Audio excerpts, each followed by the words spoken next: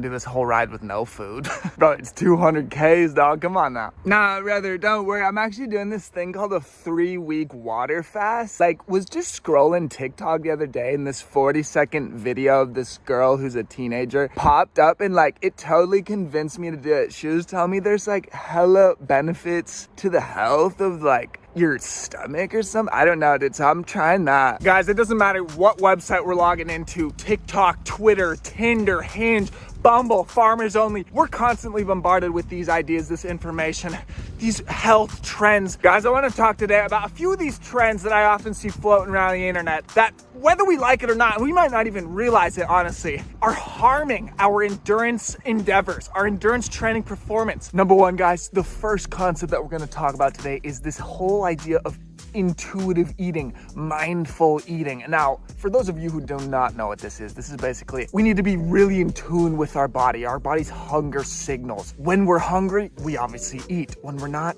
we don't eat. It's super simple. And guys, this outside of cycling is a magnificent practice. We don't want to be eating from boredom, from anger. We've all been victim to the occasional bender due to a sadness feeling, a breakup, whatever, the classics, guys. That's bad, obviously, but this is the thing, guys. If we are only listening to our body's signals as endurance athletes and letting ourselves be guided by, oh, I'm hungry, okay, I'm gonna eat now, we're gonna be bonking every freaking training ride. We're gonna be losing weight like none other. We're gonna be under-fueled for our intense sessions, for any session for that matter. As endurance athletes, our body, when we're training, when we're undergoing a high training load, when we're obviously out on the training session itself, our body's doing weird things. Our digestive system is functioning in weird ways. We've all been there. That ride where it's hot out and we do 5 hours, a big, long, hard, grueling day on the bike, and we get back and we're like, oh my God, food is the last thing that I want right now. If you were eating intuitively, eating mindfully, you wouldn't eat right then, because guys, that goes against the entire principle. And we cannot do that as endurance athletes, guys. Sometimes the reality is we need to get that plate of pasta in. Por cojones, you gotta get that food in when you're out riding in the race, especially when you're competing. Oh my God.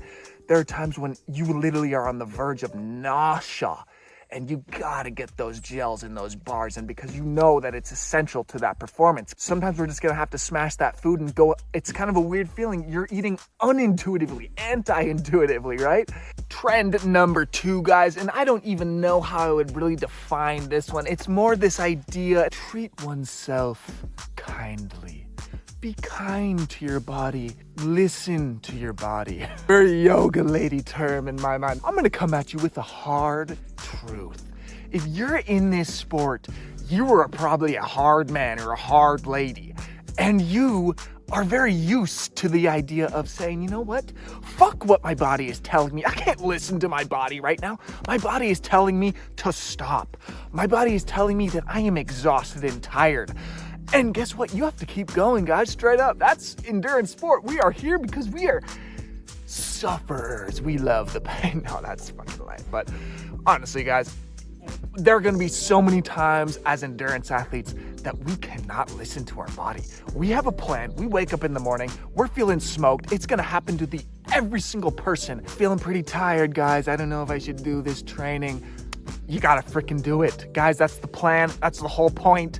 We gotta turn that brain off, turn that signal off that's telling us to listen to our body and be kind to our body. We can't do that shit. I can't do that shit as an endurance athlete, guys. Again, there's a time and a place to do that. Don't get me wrong.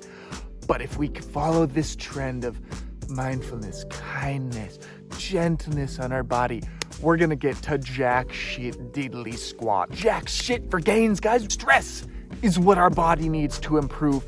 And if we listen to our body's signals that are telling us to avoid any stress, any fatigue, we're gonna get to nowhere, y'all. Number 3, guys, the whole concept and practice of fasting. As an endurance athlete, I'm just gonna straight up say, this is fucking dangerous, yo. If you are doing fasting thinking that you are getting some type of mysterious fat burning gains or weight loss driven reason, I'm just gonna say, don't do that, guys. You are rearranging deck chairs on the freaking Titanic with this, guys. There are so many things that you can do that are gonna give you better gains and way less stressful on your body. We always have to remember that, guys. Any choice that we make when it comes to endurance training programs, we have to consider the stress that it is going to cause to our body. And fasting, whether we like it or not, causes an enormous jack up in our cortisol. It is a big stress on our body, guys. If you're an amateur, the very likely scenario is that fasting is doing you more harm than good. Something that I've done many times.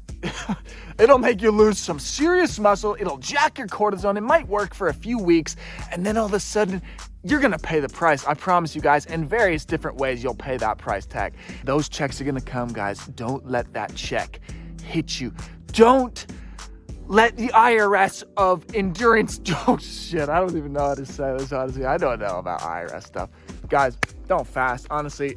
All right, guys, last one of the day is high fiber diets. Now, another one that has major science behind this, outside of the biking world, outside of the running world, outside of the endurance sports world, eating as much fiber as your body can basically tolerate is super healthy. There's a lot of good science behind this as well.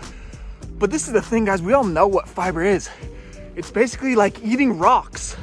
You could fill your tummy with a shitload of rocks, and you'd probably be saying to yourself, whew, I've eaten a ton today, right?